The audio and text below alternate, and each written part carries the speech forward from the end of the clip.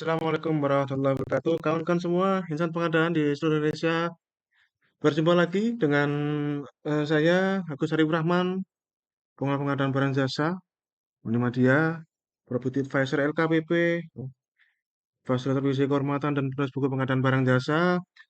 Bapak Ibu, kawan-kawan semua, izinkan pada video ini saya mengulas produk hukum terbaru yang dikeluarkan oleh LKPP yang baru keluar. Sebenarnya sudah sekitar semingguan ya. Cuma izinkan saya mengulas Capdep yang baru ini Bapak Ibu ya. Keputusan Deputi eh, keputusan Deputi 2 ya. Ke Deputi eh, Monitoring, Evaluasi dan Pengembangan Sistem Informasi LKPP nomor 129 tahun 2022 tentang percepatan peningkatan transaksi belanja produk dalam negeri dalam toko daring. Ya, oke. Teman-teman, jadi inilah Bapak Ibu, Anda dan ini bisa Anda dapatkan di website JDIHLKPP ada di sini ya. Dan juga nanti saya taruh ya di link Google Drive saya untuk memudahkan mengakses ya. Karena saya sendiri juga kalau misalkan di tengah jalan atau lagi di luar mengakses itu saya sengaja taruh di deskripsi video supaya mudah aksesnya Bapak Ibu ya. Silahkan Bapak Ibu manfaatkan. Oke, jadi ini adalah Capdep terbaru Bapak Ibu dari LKPP Keputusan Deputi Bidang Monitoring, Evaluasi dan Pengembangan Sistem Informasi LKPP nomor 129 tahun 2022 tentang percepatan peningkatan transaksi belanja produk dalam negeri dalam toko daring. Bapak Ibu, disclaimer bahwa ini saya tidak mewakili LKPP, saya tidak mewakili siapapun, nanti saya hanya mengulas selaku warga negara. Bapak Ibu, saya hanya mengulas apa yang ada di sini dan sekaligus mendiseminasi Bapak Ibu ya apa yang ada di sini. Jadi inilah Bapak Ibu ya tentang Capdep ini. Bahwa ini kita lihat Bapak Ibu kita lihat sama-sama Bapak Ibu ya apa yang menjadi pertimbangan adanya Capdep ini Bapak Ibu. Bahwa untuk memenuhi pasal 1 huruf B Perlem 9 tentang toko daring dan katalog perlu melaksanakan pengelolaan toko daring untuk percepatan peningkatan transaksi belanja produk dalam negeri Bapak Ibu. Pertama kita mesti penyamakan persepsi dulu Bapak Ibu ya, definisi produk dalam negeri itu sendiri supaya Bapak Ibu jangan sampai salah mengartikan produk dalam negeri. Jadi produk dalam negeri sesuai peraturan pemerintah ya Bapak Ibu ya tahun 2018 tentang pemberdayaan industri nomornya saya lupa Bapak Ibu. Produk dalam negeri kurang lebih adalah produk yang diproduksi di Indonesia ya, jadi di finishing atau di finalisasi di Indonesia, pabriknya di Indonesia, finishingnya ya, menggunakan sebagian komponen dari Indonesia ya, kemudian buruhnya juga tenaga kerjanya juga menggunakan sebagian atau seluruhnya dari Indonesia, gitu ya. Jadi produk dalam negeri tidak berbicara merek dalam negeri, Bapak Ibu ya, seperti sudah diulas di video sebelumnya, produk dalam negeri berbicara komponen dalam negeri. Makanya pasangannya produk dalam negeri adalah TKDN, tingkat komponen dalam negeri. Pasangannya kan itu ya, PDN, TKDN gitu ya. Pasangannya itu. Kita harus luruskan dulu bahwa produk dalam negeri tidak berbicara merek, tapi berbicara produksinya ada di Indonesia, gitu ya. Kita harus luruskan dulu nih ya, Bapak Ibu ya terkait sesuai dengan ketentuan yang berlaku. Peraturan pemerintah Bapak Ibu ya tentang pemberdayaan industri. Jelas di situ definisi produk dalam negeri. Ya supaya ini tidak sampai jangan sampai salah mengartikan ya. Kemudian di pasal 5 Perlem 9 tahun 2021 ya ini kita lihat sama-sama nih Bapak Ibu ya pasal Perlem 5-nya nih Bapak Ibu ya. Kita live langsung di sini.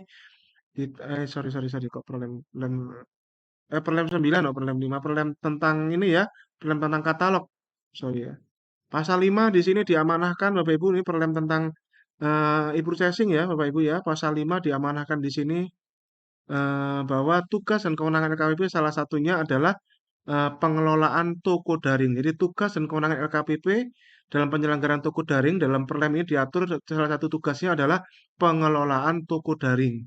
Sehingga inilah Bapak Ibu ya, Capdep ini dilahirkan dalam rangka tindak lanjut turunan dari eh, amanah yang sudah tertulis di Peraturan LKPP nomor 9 tahun 2021 ini pasal 5 ayat 1 huruf B Salah satu tugas penyelenggaraan dalam penyelenggaraan toko daring adalah pengelolaan toko daring yang meliputi menetapkan persyaratan barang jasa (PPMSE) dan pedagang, menetapkan PPMSE-nya ya marketplace-nya ya ini ya dalam penyelenggaraan toko daring dan mengenakan dan mencabut sanksi terhadap PPMSE ya marketplace dalam penyelenggaraan toko daring sesuai syarat dan ketentuan yang berlaku ya. Dan itu juga huruf C-nya adalah menetapkan tata cara penyelenggaraan toko daring ya. Sebelum-sebelumnya sudah ada SE. Nah, ini adalah Capdev Bapak Ibu ya. Dan kita itu. Oke, kemudian pertimbangan berikutnya adalah bahwa untuk melaksanakan percepatan peningkatan transaksi produk dalam negeri ya, sesuai Inpres nomor 2 tahun 2022 tentang percepatan peningkatan produk dalam negeri dan produk UMK ya, dalam rangka mensukseskan Gerakan Nasional Bangga Buatan Indonesia pada pelaksanaan pengadaan barang jasa pemerintah, maka perlu memang ditetapkan percepatan peningkatan transaksi lewat toko daring ini, Bapak Ibu ya. Karena ini juga memang perubahan mindset, perubahan kebiasaan Bapak Ibu ya, kita belasan tahun, puluhan tahun eh, terbiasa dengan transaksi-transaksi yang rigid, kebanyakan meja gitu ya Bapak Ibu ya. Nah ini memang benar-benar ini terobosan sesuai dengan Inpres nomor 2 tahun 2022 Bapak Ibu ya. Inpresnya kayak apa sih? Inpresnya ya kita lihat di sini Inpresnya Inpres nomor 2 tahun 2022 ini ya Bapak Ibu ya Inpresnya ya. Inpres nomor 2 tahun 2022 ada di sini. Ada di Google ya, nanti tinggal googling saja Bapak Ibu ya, Impresnya ada di sini. Ya, Ibu ya, nanti nanti kita sisipkan ya, sebagai sebagai supaya Anda juga nyari-nyarinya mudah nih Bapak Ibu. Ya ini ya, Impres nomor 2 tahun 2022. Bapak Ibu ya tentang percepatan peningkatan ini ya. Perintahnya di sini jelas, perintahnya khusus ya, dan ini nggak perlu kita ulas ya Bapak Ibu ya. Impresnya intinya adalah tentang yang itu tadi ya Bapak Ibu ya. Eh, dan semuanya instruksi ini kebagian ya terkait dengan ini Bapak Ibu ya, kebagian semuanya yang terkait dengan eh, mekanisme proses yang ada terjadi dengan toko daring Bapak Ibu ya. Oke. Jadi ini impresnya ini saya scroll saja supaya Bapak Ibu tahu ya. Gitu. Nah, ini perintahnya yang untuk kepala LKPP ini impresnya. Nomor 17 ya meningkatkan jumlah produk menuju 1 juta dalam katalog elektronik terutama produk dalam negeri ya. Ya. Memberikan akses data dan informasi terkait sirup, e-tendering, e-purchasing, dan seterusnya, ya, melakukan penyempurnaan peraturan perundang-undangan, ya, dalam rangka percepatan penggunaan produk dalam negeri, dan seterusnya, ya, memperbanyak pencantuman produk dalam negeri UMK pada katalog dan toko daring. Juga perintahnya di sini instruksinya mempercepat pembentukan katalog sektoral dan katalog lokal pada lebih dari 400 KLD. Juga diinstruksikan untuk memasukkan menu input produk dalam negeri pada e-kontrak. Nah, ini dia ya. Ini juga menjadi masukan ya. Karena eh, eh, transaksi katalog ini nilainya besar-besar Bapak Ibu ya. Tapi ya itu di e-kontrak masih belum ya, belum terintegrasi. Nah, ini perintahnya di sini masukkan input. Kemudian juga diinstruksikan untuk memberikan akses basis data kepada KLD terkait yang membutuhkan untuk evaluasi dan monitoring analisis demand, analisis keuangan, analisis ekonomi, pemeriksaan serta audit. Ini perintahnya Bapak Ibu ya, untuk sekedar pengetahuan ya. Ini bahan pertimbangan. Kemudian yang jadi dasar pertimbangan Capdev ini lagi juga eh, ini kalimat-kalimat disposisi ya. Jadi ini pertimbangan utamanya adalah karena dua hal ini. Oke, kita langsung saja ke isi Capdev-nya Bapak Ibu ya.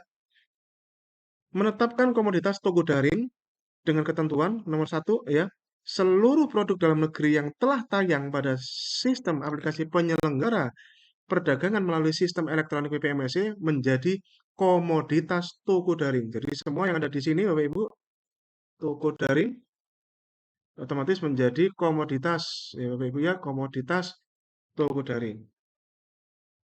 Kemudian, ya ini dan ya, PDN sebagai huruf A merupakan produk dari usaha mikro, kecil, dan koperasi serta usaha non kecil. Ya, jadi usaha non kecil juga jadi bagian dari komoditas toko daring ini jadi di pertanyaan Bapak Ibu ya, karena kan produk di toko daring ini ya tidak semua merupakan produk dari usaha mikro dan kecil, Bapak Ibu. Lah ya, karena produsen-produsen laptop kan ya nggak mungkin Pak usaha mikro dan kecil Pak ya, AC gitu misalkan, ya barang-barang elektronik kan rata-rata juga produsennya adalah produsen produsen non kecil ya, kemudian sehingga dan ini juga memberikan pintu juga ya, seringkali juga pandangan sebagian kita bahwa yang boleh tampil, yang boleh tayang di toko daring itu adalah perusahaan-perusahaan mikro kecil doang ya. Ya, jadi ini jadi payung hukum bahwa usaha non kecil bisa, Bapak Ibu ya, boleh. Ya, yang penting adalah harganya ya, yang penting karena yang bisa menawar yang usaha-usaha non kecil ini juga tetap dibutuhkan Bapak Ibu ya, terutama kalau kita belinya banyak. Ya, kita belinya banyak, ya usaha-usaha yang mikro dan kecil nggak bisa, Pak. Kalau misalkan kita belinya mesin USG, kalau cuma beli 2 3 mungkin ada beberapa pengecer yang bisa, ya, penyedia alkes. Tapi kalau yang belinya sekali beli 100 biji, Bapak Ibu, nah itu dibutuhkan usaha non kecil harus ikut bersaing juga. Nah, ini nanti apa namanya? Yang penting adalah ketentuannya tetap dijaga bahwa toko daring sampai sejauh ini ketentuannya adalah maksimal sekali transaksi adalah 200 juta gitu ya. Ini yang pertama ya. Ini saya sambil ngulas-ngulas dikit-dikit Bapak Ibu dari apa yang saya tahu ya. Kedua, transaksi pada toko daring dilaksanakan dengan ketentuan, nah ini ya tetap sama ya. Kalau sebelumnya hanya berupa SE Bapak Ibu, jadi pertanyaan ya. Jadi sekarang ini sudah berupa CapDep ya. Menggunakan metode pembelian langsung untuk nilai transaksi paling banyak 50 juta. Ini ya, yang perlu Anda garis bawahi adalah transaksi. Jadi mekanisme proses yang berlaku di Perlem 9 ini, Bapak Ibu ya, melakukan berlaku di Perlem 9 dan seluruh aturan turunannya, mekanismenya adalah mekanisme transaksi, bukan paket pengadaan. Ya, transaksi. Makanya nilai transaksi gitu ya. Bukan paket ya, bukan paket, tapi transaksi. Mohon dibedakan Bapak Ibu ya. Misalkan kalau misalkan anggaran di tempat saya anggaran misalkan ATK itu misalkan 500 juta misalkan. Wah, itu berarti tender, Pak. Ya enggak, kalau kalau pendekatan yang digunakan adalah pendekatan transaksi. Misalkan hari ini saya beli ATK habis 30 juta ya. Minggu depan saya beli lagi habis 75 habis 40 juta. Minggu depan beli lagi misalnya habis cuma 5 juta. Begitu ya Bapak Ibu ya, mekanismenya adalah transaksi. Ya, apakah itu termasuk pemecahan paket? Ya bukan Bapak Ibu ya, pemecahan paket itu antara tender dan pengadaan langsung. Pemecahan paket itu adalah untuk tender dan pengadaan langsung. Kali ini adalah e-purchasing, berbeda Bapak Ibu ya, perlemnya harus berbeda. Ya ini sekaligus untuk meluruskan para auditor dan para aparat penegak hukum supaya jangan sampai salah menafsirkan. Bapak Ibu ya, salah menafsirkan. Ya, satuan yang tertuang di sini bahasa hukumnya transaksi ya Bapak Ibu ya, bukan paket. Ya, makanya tidak dibunyikan untuk nilai paket paling banyak. Nah, itu beda cerita ya. Ini untuk nilai transaksi paling banyak. Itu ya, itu diharuskan. Kemudian untuk yang di atas 50 juta sampai dengan 200 juta dengan menggunakan nego. Nah, ini nego Anda kuatkan. Nah, nego ini tinggal dimasukkan customasi-customasi yang diperlukan ya. Misalkan kalau kita belanja beli laptop 2 biji misalkan, sudah termasuk Kaspersky antivirus. Misalkan masukkan ke nego saja itu ya, hal-hal yang tambahan customasi seperti itu. Nah, dinegosiasi deal ya sudah itu dimasukkan ke harga jadinya. Yang penting adalah tidak sampai 200 juta ya. Sekali transaksi. Sekali lagi nilai transaksi ya yang kita garis bawahi di sini bukan nilai paket. Nilai transaksi. Ini saya ulang-ulang Bapak Ibu. Ya menegaskan ya karena kita itu mindset paket mulu ya Bapak Ibu ya. Ini per lemnya berbeda Pak. Kalau Anda Perlem 9 ini jangan dicampur baur dengan Perlem 12 Bapak Ibu terkait dengan kebijakan pemaketannya. Ini adalah berbeda Bapak Ibu. Nah, kemudian ini ya, Ibu ya, menggunakan metode permintaan penawaran untuk nilai transaksi paling sedikit di atas 200 juta. Inilah yang luar biasa Bapak Ibu ya, yang saya cukup kaget. Kalau yang kemarin-kemarin kan maksimal sekali transaksi 200 juta. Sekarang dijebol Pak, boleh di atas 200 juta. Tapi metodenya adalah permintaan penawaran, Bapak Ibu. Nanti kita lihat ya bagaimana aturan turunan permintaan penawaran kalau kita beli di MBS Market, beli di Shopee ya, beli di e-order. Nanti gimana caranya kita lihat nanti Bapak Ibu ya. Kan saya masih mengulas-ngulas peraturan ini aja Bapak Ibu. Ya ini perubahan luar biasanya adalah toko daring bisa di atas 200 juta, hanya saja mekanismenya bukan pembelian langsung atau negosiasi, tapi mekanismenya adalah metode permintaan penawaran. Permintaan penawaran. Nah, seperti itu ya. Nah, ini Transaksi sebagai huruf C dilaksanakan dalam hal aplikasi toko daring telah menyediakan fitur permintaan penawaran. Nanti kita lihat Bapak Ibu ya, toko daring mana yang sudah ada fitur permintaan penawaran. Ya kita lihat. Nah, saya biasanya saya kenalnya MBIS Market Bapak Ibu ya, karena MBIS Market yang paling banyak transaksi. Kan kita lihat MBIS Market ada fitur permintaan penawaran enggak? Kalau ada itu berarti Anda bisa gunakan. Jadi ini ya mengikat kepada seluruh PPMSE Bapak Ibu ya, eh, bahwa toko daring bisa untuk transaksi lebih dari 200 juta apabila marketplace-nya menyediakan fitur permintaan penawaran. Ini kita ulangi lagi Bapak Ibu. Kalau sebelumnya ketentuannya adalah sekali transaksi di toko daring maksimal 200 juta, sekarang boleh di atas 200 juta dengan catatan PPMSE-nya, marketplace-nya ada fitur permintaan penawaran. Luar biasa nggak Bapak Ibu? Toko daring, ya. Keren kan Bapak Ibu ya? Ini gebrakan Bapak Ibu, ini pasti ada sisi positif dan negatif. Yang namanya kebijakan tidak mungkin kebijakan itu akan positif semua. Tergantung manusianya. Kalau tipe-tipe manusia-manusia yang mindsetnya adalah ngantongi duit, membaca peraturan ini, saya kayaknya tahu apa yang akan dilakukan Bapak Ibu. Kalau mindset kita adalah mindset ibadah, kita mindset yang menjalankan amanah uang rakyat, maka tentunya fokusnya adalah value for money. Jangan lupa Bapak Ibu, tujuan pengadaan adalah value for money. Saya mengingatkan lagi pasal 4, Bapak Ibu, pasal 4 di Perpres 16 tahun 2018 Jungto Perpres 12 tahun 2021, tujuan utama pengadaan adalah huruf A ini, menghasilkan barang jasa yang tepat dari setiap uang yang dibelanjakan. Diukur dari aspek kualitas, ditaruh di pertama nih. Kuantitas, waktu, biaya, lokasi, dan penyedia. Baru kita berbicara produk dalam negerinya. Ingat, jangan sampai Bapak Ibu pemilihan barang-barang yang produk dalam negeri mengorbankan kualitas. Ini hati-hati Bapak Ibu karena tujuan utamanya tetap adalah kualitas. Bukan sedikit-sedikit bela beli rusak, beli lagi bela beli rusak, beli lagi yang itu Bapak Ibu ya. Itulah akhirnya pemerintah menciptakan mekanisme pasar persaingan sempurna melalui toko daring ini Bapak Ibu ya. Pasar persaingan sempurna. Sekarang sudah ada berapa ini? Bapak Ibu, 1, 2, 3, 4, 5, 6. Ini wah luar biasa, 1, 2, 3, 4, 5, 6, 7. 7 kali 6, 42 marketplace yang sudah tersedia Bapak Ibu. 42 marketplace kurang piye Pak ya. Dan terus berkembang terus berkembang. Tinggal Anda niatnya apa? Niat ibadah atau niat nyolong. Nah, gitu ya kita tekankan di sini Bapak Ibu ya. Saya percaya kita niatnya baik semua ya. Ini ya Bapak Ibu ya. Ini ketiga, pada saat keputusan ini mulai berlaku, maka Kepdep 2 2022 tentang penetapan produk dan komunitas toko daring dicabut dan dinyatakan tidak berlaku. Kepdep 2 2022 Bapak Ibu ya, Kepdep yang sama, tapi nomor 2 tahun 2022 itu sudah nggak berlaku lagi dan, nah ini ya, ketentuan dalam Kepdep eh, ketentuan Kepdep 38 ya, nomor tahun 2021 tentang tata cara penyelenggaraan toko daring masih tetap digunakan sepanjang tidak bertentangan ya. Itu ya. Itu Bapak Ibu ya ulasan ya. Saya bukan untuk mensosialisasi ya karena sosialisasi itu tugasnya LKPP. Sebenarnya bukan tugas LKPP juga ya, tugas kita semua yang tahu ya. Tapi cuma resminya adalah tentunya LKPP sendiri, Bapak Ibu. Manakala ada kata-kata saya yang tidak sesuai nantinya menurut Anda, silahkan Bapak Ibu Anda pakai apa yang ada disampaikan oleh teman-teman di LKPP. Abaikan kata-kata saya.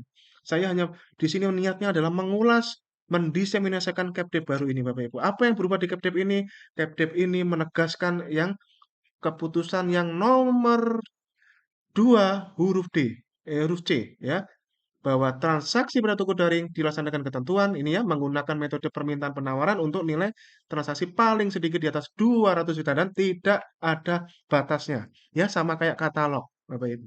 Sekarang jadi harapannya adalah tercipta pasar persaingan sempurna Bapak Ibu. Pasar persaingan sempurna. Persaingan sempurna itu akan ada penyesuaian-penyesuaian harga antar vendor sendiri, bukan dari kita gitu ya.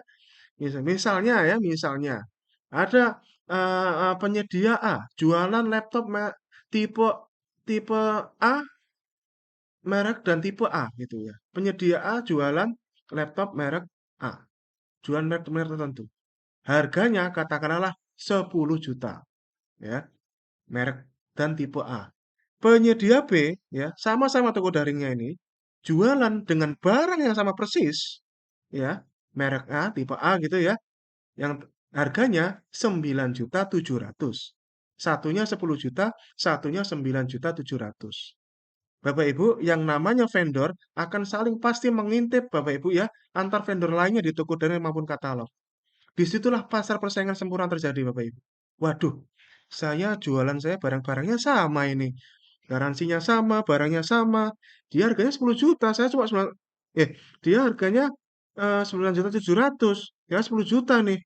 Ya, pasti namanya vendornya tentu akan mikir-mikir Bapak Ibu ya, akan mikir-mikir. Dan itu juga tergantung dari lokasinya ya, lokasi vendornya. Karena penentu harga tentunya bukan cuma harga barang. Tentu harga yang utama adalah waktu dan tempat. Waktu, kapan belinya, tempat, di mana belinya, Bapak Ibu. Ya, itu juga harus dipertimbangkan. Terutama untuk para auditor dan para penegak hukum, Bapak Ibu ya, namanya harga, penentu utamanya adalah waktu, tempat, and supply and demand. Supply and demand sudah difasilitasi oleh LKPP melalui katalog dan toko daring dengan menciptakan pasar persaingan sempurna seperti ini, Bapak Ibu. Sehingga tadi yang penyedia yang harganya dia 10 juta tadi akan mikir-mikir, ya udah saya tak buat 9.650 atau samalah 9.700.000 lah. Kalau soalnya satu kota ya, kalau beda kota mah mending nggak masih bisa anu ya, debatable. Tapi kalau satu kota, yang satu harganya 10 juta, satunya 9.700.000, maka akan mikir-mikir Bapak Ibu penyedia itu, vendor itu. Itulah namanya konsep pasar persaingan sempurna yang sengaja dilahirkan oleh KPP Bapak Ibu ya, koreksi pasar terjadi antar vendor sendiri. Kita tinggal mengutamakan kualitas Bapak Ibu ya, pertimbangkan yang kita pertimbangkan tentunya adalah produk dalam negeri dan tentunya kualitas yang paling utama. Oke, semoga ini bisa bermanfaat Bapak Ibu semuanya. Diseminasi ini sukses buat Anda semuanya. Salam keluarga tuh, salam pengadaan.